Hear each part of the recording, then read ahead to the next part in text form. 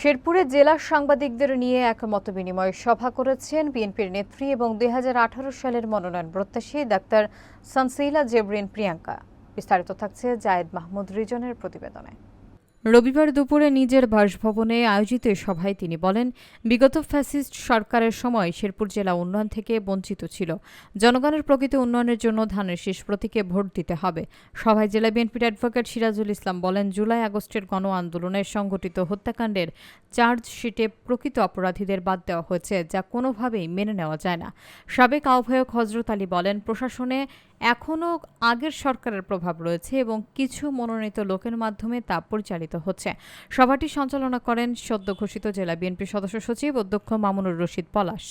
এ সময় জেলা ও উপজেলা বিএনপির কৃষক দল, যুবদল সহ বিভিন্ন অঙ্গ সংগঠনের নেতৃবৃন্দ এবং জেলার প্রিন্ট ও ইলেকট্রনিক মিডিয়ার সাংবাদিকরা উপস্থিত ছিলেন। আপনাদের অনেক সাংবাদিক বাইরে কিন্তু জেলে ছিল, আপনারা অনেক সাংবাদিক বাইরে কিন্তু 5ই আগস্টের মুখ খুলে কথা বলতে পারতেন না। আপনাদের জবান ওই যে বললাম যে জিব্বা কেটে দিয়েছিল, এখন আপনাদের জিব্বা খোলা। আমরা আপনাদের সাথে আছি, আপনাদের যে পুনর সহযোগিতার ইনশাল্লাহ আমরা, যদি আপনারা চান, আমরা ইনশাল্লাহ জেলা বিএনপি সকল অঙ্গ সহযোগী সংগঠনের নেতৃবৃন্দ সহ আমরা আপনাদের পাশে আছি, আপনাদেরকে আমরা সহযোগিতা করব। নির্বাচন করেছি ধানের শীষের প্রতীক নিয়ে। এবারও আমি আশাবাদী, আমি ইনশাল্লাহ প্রার্থী হব এবং ধানের শীষের প্রতীক নিয়ে আসলে আমি আমাদের শেরপুরের যে অধিকার বঞ্চিত মানুষ, যারা শিক্ষা, স্বাস্থ্য, কর্মসংস্থান এবং অবকাঠামো উন্নয়ন থেকে অনেক দূরে পিছিয়ে আছে, সেই সকল মানুষদের নিয়ে কাজ করার জন্য আমি আমার প্রয়াস জানাই। আমি প্রিয় সাংবাদিক ভাইদেরকে বলতে চাই, আপনারা জাতির বিবেক, আপনাদের মাধ্যমে সঠিক তথ্য আপনাদের লেখনীর মাধ্যমে ফুটে উঠবে।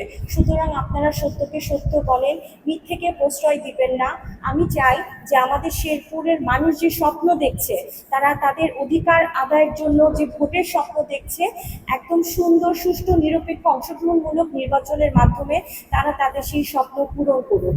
আমরা গণতন্ত্রে বিশ্বাসী, আমরা শান্তিপূর্ণভাবে আমরা চাই যে একটি সুন্দর নির্বাচন হোক এবং সেই নির্বাচনে আপনারা সকলে আমাদের পাশে থাকেন।